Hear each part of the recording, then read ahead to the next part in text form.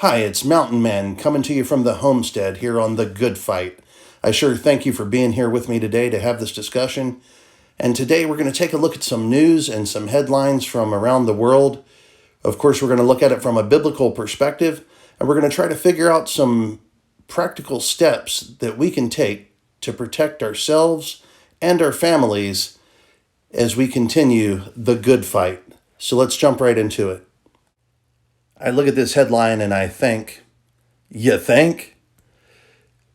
It wasn't very long ago people were told you had to go rush out and get this. You had to do it or else you were going to be a murderer. Think of your grandparents. Think of the children. You've got to get it. You can't keep your job if you don't. You can't go to school if you don't. You can't go anywhere if you don't. Are you joking? A lot of people unfortunately ran out and just followed orders and did what they were told by the talking heads. And now, unfortunately, the actions that they took are starting to have consequences for a lot of people. So it's really sad and it's really unfortunate. But on the bright side of this, I guess, is the truth is finally starting to seep out there. People are finally starting to wake up and realize that things aren't always what they appear when you're told you've got to go do this right now. It seemed like it was the latest trend. You're a horrible person if you don't get this. And it's just good to see that on some level, at least, the news is starting to seep out there that things aren't always as they appear. And then we've got this, Jim. Are you kidding me? Are you joking? Look at this. It's the ultimate affront to God and his sovereign authority is to say that you're not who you were created to be. And now, speaking of the trend, we've got these people that they claim, I'm this today, I'm that today. Sometimes I feel like this, sometimes I feel like that. And not only are you supposed to accept that I feel that way, you're supposed to buy into it. You're supposed to support me. You're supposed to pretend like this is normal. I don't think so. This is disgusting. You have a bunch of perverts walking around with access to teenage girls, and then they shame the girl who stepped forward and said, "This is gross. This bothers me. This is offensive. This is not right." Are you kidding? Come on, people. You've got to wake up. You've got to see what's going on out there. And of course, they're attacking on multiple fronts, just constantly eroding anything that's good and of God and common sense.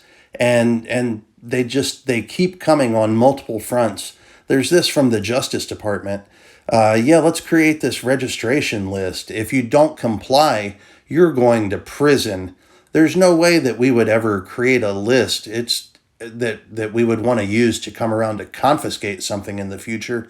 No, no, no. This is for your own safety. This is for the safety of those around you.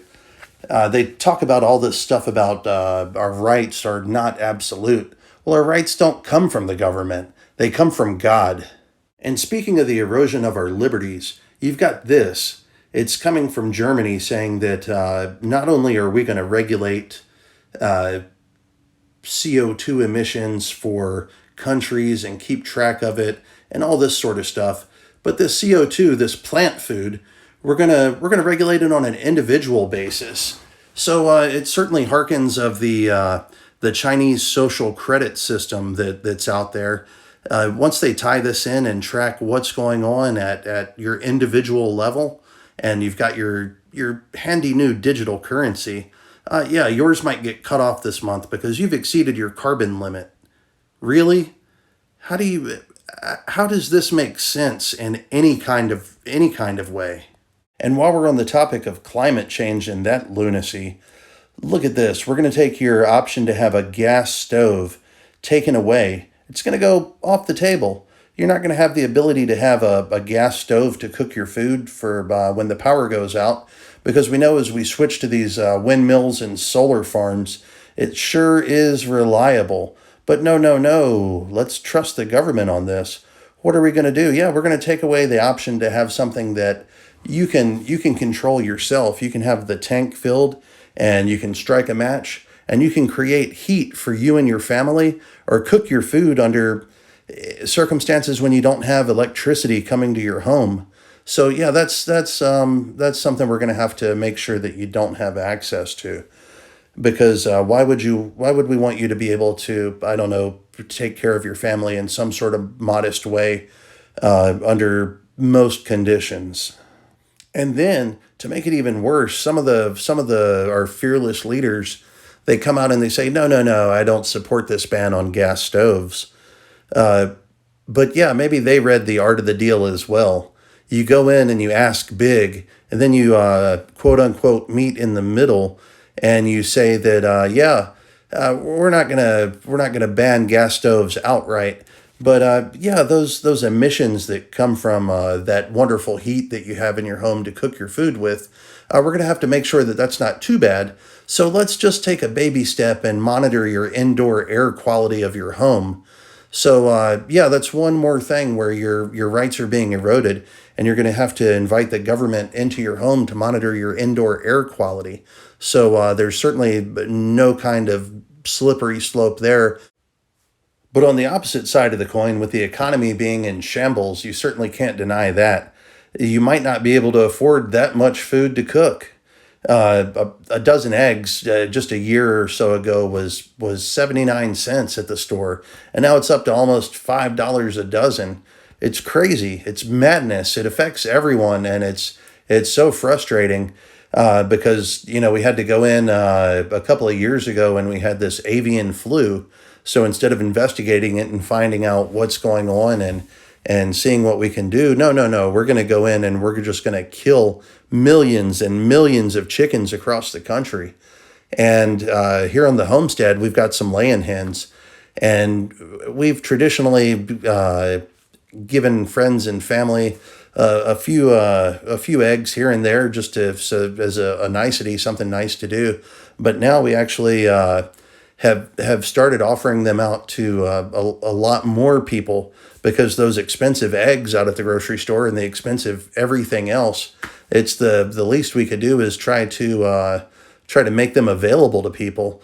And the little bit that we get from it in terms of money, it helps offset feed costs just a little bit, but it's mostly just about making sure that people have access to things. And so not only is it hard for people to get things, but obviously it's hard for people to afford things that they do have access to. And then we see that even the Treasury Secretary is saying that the United States could default on its debt as early as June. And so this would obviously have tremendous ramifications throughout the world. The dollar and the petrodollar has been the global currency of choice for decades. And what kind of signal would that send to the rest of the world as we're on the brink of default in just a few months from now? And at the same time, countries like China and Russia, they're just buying up huge amounts of gold, and they're trying to figure out a currency that they can go to that's backed by gold.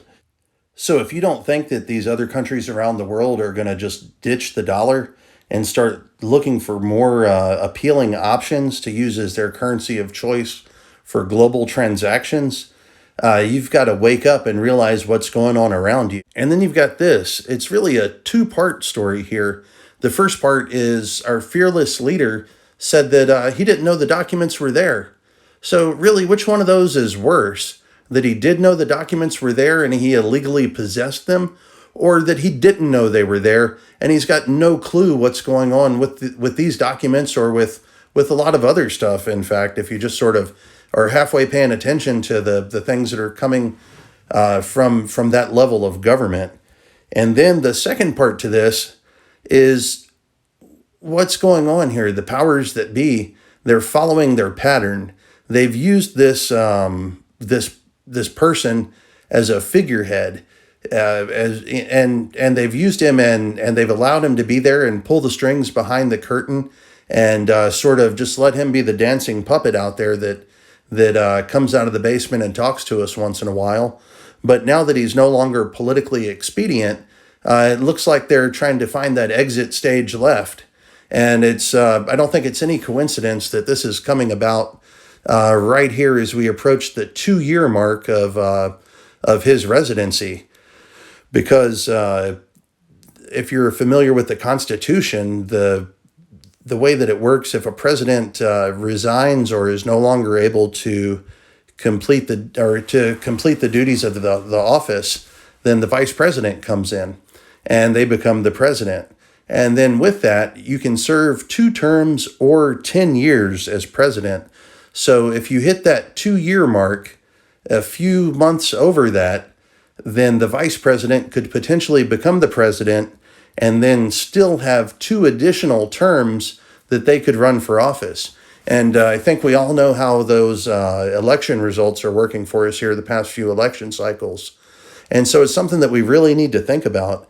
And it's very coincidental. If you don't dig into it, you think, oh, well, this could be happening and that could be happening. But is it really coincidental? Is it something that is just sort of happening, or is it something that seems orchestrated? Is it something that seems planned? Now, I don't think that they're going to take Creepy Joe and just put him out to pasture. I think that they're going to find some sort of way to sort of glorify his accomplishments and let him go out with a big bang. And it wouldn't surprise me at all if here in the next several months, sometime between now and, say, summer, once we've hit that 2-year point of his residency, it wouldn't surprise me at all if he were to say something to the effect of, I'm going to go ahead and step down because I'm the only thing that's in the way of the first person of color woman becoming president of the United States. And certainly she wouldn't be elected, and I think that would be horrible, horrible for our country. Nothing to do with where she's from or what she looks like or anything like that. It really, truly is just about who she is as a person, as best I can tell from what's available publicly. It would just be an awful, awful scenario for our country. And then still with that, she would have that just less than 2 years as president, and then still be available to run for the next 2 presidential election cycles.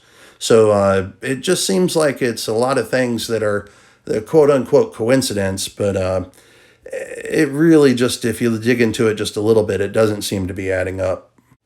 So what do we do with this? I think the first step is to acknowledge that it's out there, acknowledge that it's going on. I don't look at these news articles with the intent of discouraging anyone. It's quite the opposite. I want people to feel encouraged. The Lord told us that we will face obstacles, and that's why we have His word to rely on. The Lord also told us that He will always take care of us. He will always provide for our needs. And so during these turbulent times, we have to go through and we have to realize that we're going to face obstacles. We have to face these obstacles with integrity and keeping our faith so that we can finish the course. And when it's all said and done and we look back, we'll know that we fought the good fight